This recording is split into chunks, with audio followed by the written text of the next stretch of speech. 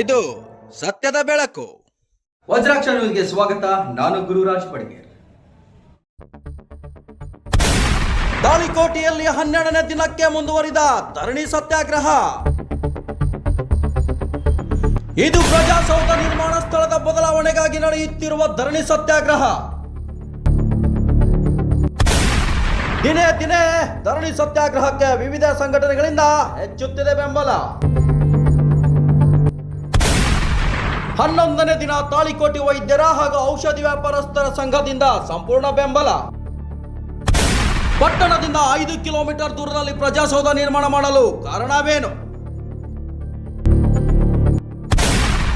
ಇದು ಯಾರ ಹಿತಾಸಕ್ತಿಗಾಗಿ? ಸಾರ್ವಜನಿಕರ ಹಿತಾಸಕ್ತಿಗಾಗಿನ ಅಥವಾ ಡ್ಯಾಶ್ ಡ್ಯಾಶ್ ಹಿತಾಸಕ್ತಿಗಾಗಿನ?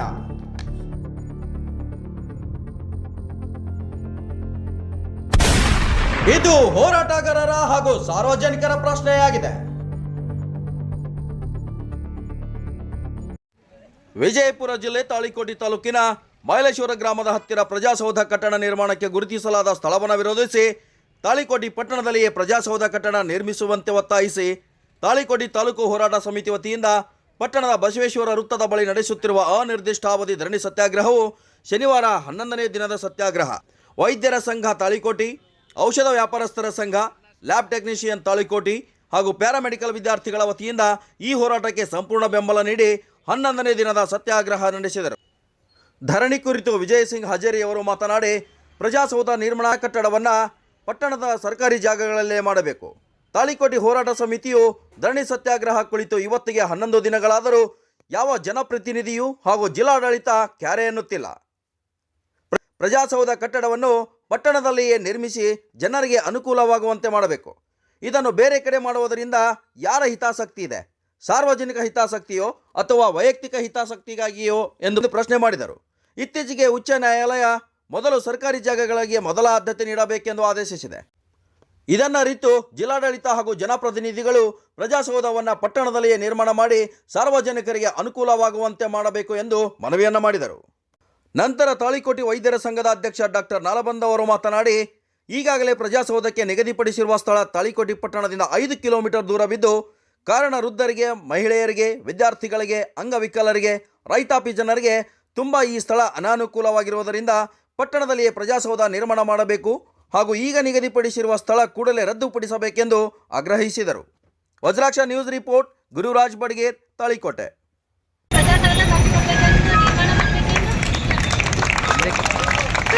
ಸಪೋರ್ಟ್ ಐತಿ. ನಾವೆಲ್ಲರೂ ಇದು ಊರು ಒಳ್ಳೇದಾಗ್ತದ, ಇದು ಒಳ್ಳೆ ಕೆಲಸ ಮಾಡೋಣ ಅಂತ ಹೇಳಿ ಎಲ್ಲರೂ ಇದು ಮಾಡಿದ ಬಳಿಕ ನಮ್ಗೆ ಕೈ ಜೋಡಿಸ್ಲಿಕ್ಕೆ ಲ್ಯಾಬ್ ಟೆಕ್ನಿಷಿಯನ್ಸು ಮತ್ತು ಆಮೇಲೆ ಕೆಮಿಸ್ಟ್ ಇವರು ಸಹ ಇಲ್ಲ, ನಾವು ನಿಮ್ಮ ಕೂಡ ಏನಪ್ಪಾ ಅಂತಂದ್ರೆ ಈ ಧರಣಿ ಸತ್ಯಾಗ್ರಹ ಪಾಲ್ಗೊಳ್ತೀವಿ ಅಂತ ಹೇಳಿ ನಮ್ಮ ವಾಸು ಅವರು ಎಲ್ಲರೂ ಏನಪ್ಪಾ ಅಂತಂದ್ರೆ ನಮ್ಗೆ ಹೇಳಿದ ಬಳಿಕ ನಾವು ಎಲ್ಲರೂ ಕೂಡಿ ನಾವು ಸಪೋರ್ಟ್ ಕೊಡ್ತಾ ಇದ್ದೀವಿ. ಇದು ಒಳ್ಳೆ ಕೆಲಸಕ್ಕೆ ನಮ್ಗೆ ಯಾವಾಗಲೂ ಬೆಂಬಲ ಐತೆ ಅಂತ ಹೇಳಿ ನಾನು ಯಾಕೆ ಮಾಡ್ತೀನಿ.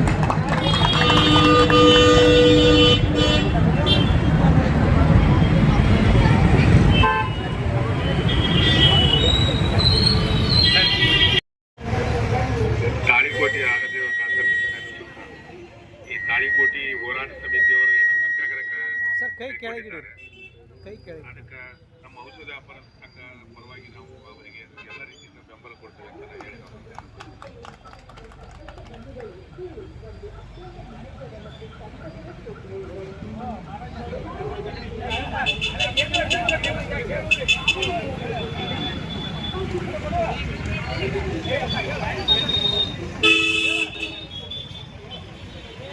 ಔಷಧ ವ್ಯಾಪಾರಸ್ಥರ ಸಂಘದ ಅಧ್ಯಕ್ಷರಾದಂಥ ವಾಸುಮಂತ್ರಿಗೆ ಧನ್ಯವಾದಗಳನ್ನು ತಿಳಿಸುತ್ತಾ, ರಾಘು ಈ ಧರಣಿ ಸತ್ಯಾಗ್ರಹ ಕುರಿತು ಯಾರು ಮಾತಾಡಬೇಕಂತ ಹೇಳಿ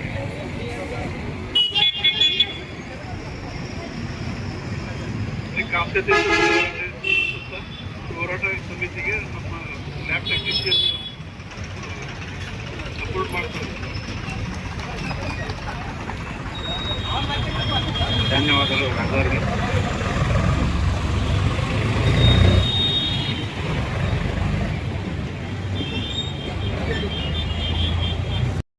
ನಮ್ಮ ಉದಾಹರಣೆಗಳ ಬದಲಾವಣೆ ಮಾಡ್ಬೇಕಂದ್ರೆ ಅಷ್ಟು ದೂರ ಹೋಗ್ಬೇಕು. ಅದು ಏನ್ ಸಾಮಾನ್ಯ ಜನರಿಗೆ ಅನುಕೂಲ ಐತೆ. ಸಬ್ ರಿಜಿಸ್ಟರ್ ಆಫೀಸ್ ಇವತ್ತು ಅಲ್ಲಿ ಮಾಡಿದ್ರೆ ಇಲ್ಲಿಂದ ಮುದ್ದೆ ಮಾಡಕ್ ಹೋಗುದು ಚಲೋ, ಮುದ್ದೆ ಮಾಡಕ್ಕೆ ತಕ್ಷಣ ನಡ್ಕೊಂಡು ಹೋಗ್ಬಿಡ್ತೀವಿ ನಾವು. ಆದ್ರೆ ಇಲ್ಲ, ಹಂಗಿಲ್ಲ.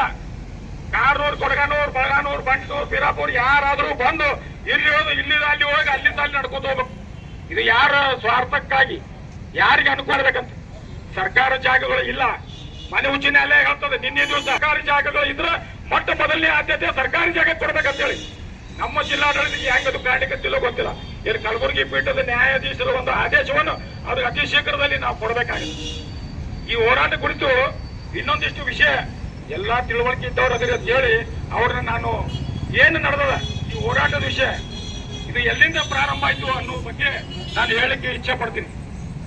ಜನವರಿ 30ನೇ ತಾರೀಕಿಗೆ ಮೊಟ್ಟ ಮೊದಲನೇ ಬಾರಿ ಜನವರಿ 30, ಇವತ್ತು ನಾವು ಮಾರ್ಚ್ ಒಳಗದೀವಿ. ಜನವರಿ 30ನೇ ತಾರೀಕು ಇದೇ ಡಾಕ್ಟರ್ ಬಾಬಾ ಸಾಹೇಬ್ ಅಂಬೇಡ್ಕರ್ ಭವನದೊಳಗೆ ನಾವೊಂದು ಎಲ್ಲಾ ಊರಾಗಿನ ಹಿರಿಯರಿಗೆ ಒಂದು ಸಭೆ ಕರೆದಿದ್ದೀವಿ. ಈ ಹೋರಾಟ ಸಮಿತಿಯವರು ಒಂದು 4-5 ಜನ ಸೇರ್ಕೊಂಡು ಇಡೀ ಊರಿನ ಹಿರಿಯರಿಗೆ ಬಾಬಾ ಸಾಹೇಬ್ ಅಂಬೇಡ್ಕರ್ ಭವನದಾಗ ಕರೆದು ಈ ವಿಚಾರ ವಿನಿಮಯನ ಇಟ್ಟಾಗ ಎಲ್ಲರೂ ಕೂಡಿ ಹೋರಾಟ ಮಾಡೋನು. ಹೋರಾಟಕ್ಕೆ ರೂಪುರೇಷೆ ಮಾಡಬೇಕು ಅಂತಂದ್ರೆ ಅದಕ್ಕೆ ಅಧ್ಯಕ್ಷರು, ಗೌರವ ಅಧ್ಯಕ್ಷರು, ಕಾರ್ಯಾಧ್ಯಕ್ಷರು, ಉಪಾಧ್ಯಕ್ಷರುಗಳು, ಕಾರ್ಯದರ್ಶಿಗಳು ಈ ರೀತಿ ಮಾಡ್ಬೇಕಂತ ಹೇಳಿ ಸಲಹೆ ಬಂದು ಅದರಲ್ಲಿ ಕಾರ್ಯಾಧ್ಯಕ್ಷರಾಗಿ ನಮ್ಮ ಯುವ ನಾಯಕರಾದಂತಹ RS ಪಾಟೀಲ್ರನ್ನ ನೇಮಕ ಮಾಡಿದ್ರು. ಗೌರವ ಅಧ್ಯಕ್ಷರಾಗಿ ನಮ್ಮ SP ಕಟ್ಟಿಮನಿ ಸಾಹೇಬರಿಗೆ ನೇಮಕಕ್ಕಂತ 4-5 ಜಾಗಗಳು, ಸರ್ಕಾರಿ ಜಾಗಗಳು, ಹತ್ತಿರದಲ್ಲಿ ನಡ್ಕೋತ ಹೋಗುವಂತ ಜಾಗಗಳು ನಾವು ಅದನ್ನ ಸೆಲೆಕ್ಟ್ ಮಾಡಿದ್ರೆ ಬಹಳ ಒಳ್ಳೇದಾಗ್ತದ. ನಿಮ್ದು ಕೂಡ ಹೆಸರು ಅಜರಾಮರವಾಗಿ ಉಳಿತದ. ಮತಕ್ಷೇತ್ರ ವಿಂಗಡಣೆ ಆದ್ರೂ ಕೂಡ ಇವತ್ತು ನಾಡಗೌಡರೇ ಮಾಡ್ಯಾರ ಅನ್ನುವಂತ ಮಾತು ಬರ್ತದಂದ್ರ ಅವರು ಕೂಡ ಅದಕ್ಕೆ ಯಾವುದೂ ಒಂದು ಸಕಾರಾತ್ಮಕವಾದಂತಹ ಸ್ಪಂದನೆ ಮಾಡಲಿಲ್ಲ. ಇದನ್ನ ಮನಗೊಂಡು ಮತ್ತೆ ಹೋರಾಟ ಸಮಿತಿಯವರು 9ನೇ ತಾರೀಕಿಗೆ, ಫೆಬ್ರವರಿ 9ನೇ ತಾರೀಕಿಗೆ ಬಿಜಾಪುರ ಜಿಲ್ಲೆಯ ಜಿಲ್ಲಾಧಿಕಾರಿಗಳು ಹಾಗೂ ನಮ್ಮ ಜಿಲ್ಲೆಯ ಉಸ್ತುವಾರಿಗಳು ಸಚಿವರಾದಂತಹ ಮಾನ್ಯ ಶ್ರೀ MP ಪಾಟೀಲ್ ಸಾಹೇಬರಿಗೆ ಅಲ್ಲಿಯೂ ಕೂಡ ಸುಮಾರು ಒಂದು 100 ಜನ ನಿಯೋಗ ತಗೊಂಡು ಹೋಗಿ ಅವರಿಗೆ ಮನವರಿಕೆ ಮಾಡಿದ್ರು ಕೂಡ ಅಲ್ಲಿಯೂ ಕೂಡ ಏನಾಯ್ತು, ಅವರು ಶಾಸಕರ ಮೇಲೆ ಹಾಕಿದ್ರು. ಶಾಸಕರು ನೀವು ಕೂಡ ಎಲ್ಲಿ ನಿರ್ಧಾರ ಮಾಡ್ತೀರೋ ಅಲ್ಲೇ ಅದೇ ಜಾಗವನ್ನ ನಾವು ಮಾಡೋಣ ಅಂತ, ನಮ್ದೇನು ಅಭ್ಯಂತರ ಇಲ್ಲ, ನೀವು ಅವ್ರು ಕೂಡಿ ಮಾಡುವಂತದ್ದು ಅಂತ ಹೇಳಿ ಅವ್ರು ತಮ್ಮ ಕೈಯನ್ನ ತೊಳ್ಕೊಂಡ್ಬಿಟ್ರು. ತಮ್ಮೇಲೆ ಹಾಕೊಳ್ಳಿ ಅವ್ರು ಇಲ್ಲೇ ಕಳಿಸಿದ್ರು. ಬಾಲ್ ಬ್ಯಾಕ್ ಇಂದ ಕೋರ್ಟ್ ಅಂತಾರಲ್ಲ ಅದರ ಹೊಳಿ ಇಲ್ಲೇ ಬಂದದು. ತದನಂತರ ಫೆಬ್ರವರಿ 12ನೇ ತಾರೀಕಿಗೆ ದೇವರಪ್ಪರಿಗೆ ಶಾಸಕರಿಗೂ ಕೂಡ, ಯಾಕಂದ್ರೆ 9 ಪಂಚಾಯತಿ ದೇವರಪ್ಪರಿಗೆ ಮತಕ್ಷೇತ್ರಕ್ಕೆ ಸಂಬಂಧಪಡ್ತಕ್ಕಂಥ ತಾಳಿಕೋಟೆ ತಾಲೂಕಿಗೆ ಬರ್ತಕ್ಕಂಥವು ಹಳ್ಳಿಗಳು ಇರೋದ್ರಿಂದ ಅವರಿಗೂ ಕೂಡ ಮನವರಿಕೆ ಮಾಡಿದಾಗ ಅವರಂದ್ರು ನನ್ನ ಸರ್ಕಾರ ಇಲ್ಲ, ಆದ್ರೆ ನನ್ನ ಸಂಪೂರ್ಣ ಬೆಂಬಲ ಅದ, ನಾನು ನೀವು ಯಾವಾಗ ಅಂತೀರಿ ಅವಾಗ ಬಂದು ನಿಮ್ ಜೊತೆ ನಾನು ಕೂಡ್ತೀನಿ ಅಂತ ಹೇಳಿ ಮಾತನ್ನು ಕೊಟ್ಟರು. ಅದು ಅವರ ಒಳ್ಳೆತನ. ಅವ್ರು ಏನ್ ಹೇಳಿದ್ರು ಆ ಮಾತುಗಳು ಯಾವತ್ತೂ ಉಳಿಯುವಂತ ಮಾತುಗಳು. ಇವತ್ತು ಮತಕ್ಷೇತ್ರ ವಿಂಗಡಣೆ ಆದ್ರೂ ಕೂಡ ಆ ಮಾತು ಇವತ್ತು ಉಳಿತದೆ. ತದನಂತರ ಹೋರಾಟ ಸಮಿತಿಯವರು ಮತ್ತೆ 20ನೇ ತಾರೀಕಿಗೆ ಒಂದು ಪೂರ್ವಭಾವಿ ಸಭೆ ವಿಠ್ಠಲ ಮಂದಿರದಲ್ಲಿ ಕರೆದ್ವಿ. ಏನಪ್ಪ ಈ ಪೂರ್ವಭಾವಿ ಸಭೆ ಅಂದ್ರೆ, ನಾವು ಸುಮಾರು ಒಂದು ತಿಂಗಳಿಂದ ಎಲ್ಲರಿಗೂ ಮನವಿ ಕೊಡ್ಲಿಕ್ಕತ್ತೀವಿ. ಎಲ್ಲರೂ ಏನಂತಾರ ಮೂಕ ಕೋಡ್ರಂತೆ ನಮ್ ಜೊತೆ ಬಿಹೇವಿಯರ್ ಮಾಡ್ಲಿಕ್ಕತ್ತಾರ. ಆ ರೀತಿ ಒಂದು ವರ್ತನೆ ಅದ.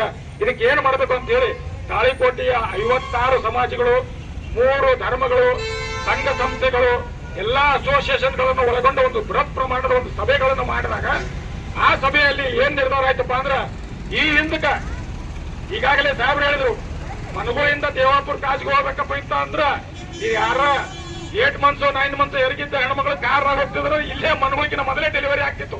ಅಂತ ರೋಡ್ ಹದಗೆಟ್ಟಿತ್ತು. ಆ ಸಂದರ್ಭದಲ್ಲಿ ಸುಮಾರು 39 ದಿವಸಗಳು ಇದೇ ಬಿಜಾಪುರ ಸರ್ಕಲ್ದಲ್ಲಿ ಕೂತು ಹೋರಾಟ ಮಾಡಿದಾಗ ರಾಜ್ಯ ಹೆದ್ದಾರಿ ಮನಗುಳಿಂದ ಪಿಕ್ಚರ್ ಸ್ಯಾಂಕ್ಷನ್ ಆಯ್ತು. ಅದನ್ನು ಮನಗೊಂಡು ಇದಕ್ಕಿಂತ ಮುಂಚೆ 2003-4ರಲ್ಲಿ ನಮ್ಮಲ್ಲಿ ತಹಶೀಲ್ದಾರ್ ಇರಲಿಲ್ಲ, ವಿಶೇಷ ತಹಶೀಲ್ದಾರ್ನೂ ಇರಲಿಲ್ಲ.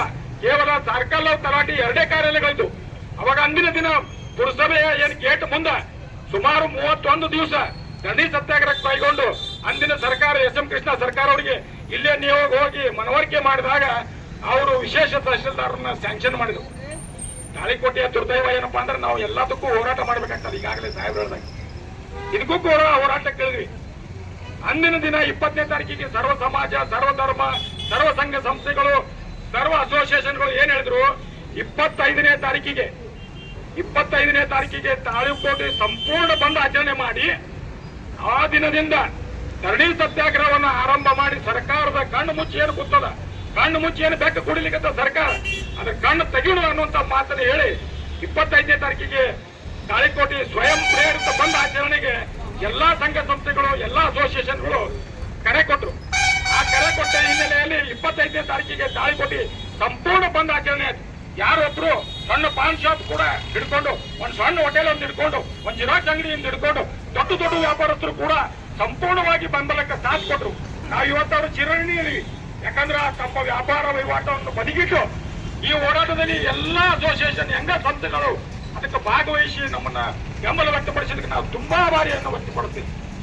ಇಷ್ಟೆಲ್ಲ ಮಾಡಿದ್ರು ಕೂಡ ಸರ್ಕಾರ ಆಗ್ಲಿ ಜಿಲ್ಲಾಡಳಿತ ಆಗ್ಲಿ ಅದು ಏನು ಕೇರೆ ಅನ್ಲಿಕ್ಕತ್ತಿಲ್ಲ. ಏನೋ ಕೂತಾರ ಬಿಡು ಬಿಜಾಪುರ ಸರ್ಕಲ್ನಾಗ ಓಡ್ತಾರ ಹೋಗ್ತಾರ ಅನ್ನುವಂತ ವಿಷಯ ಬಂದದ್ದು.